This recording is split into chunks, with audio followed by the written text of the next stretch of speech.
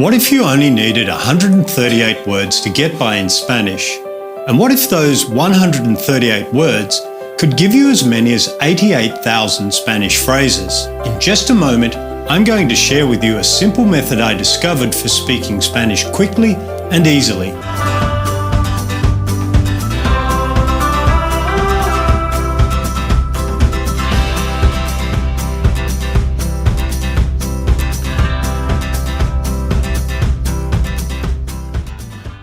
You take just 138 words and use them to make as many as 88,000 Spanish phrases.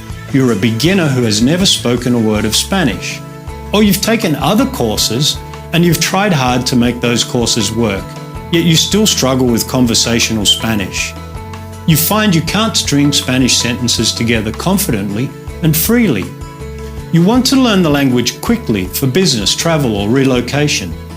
You're over 40 and you don't feel learning is as easy as it used to be. By the way, we'll make it easy for you again.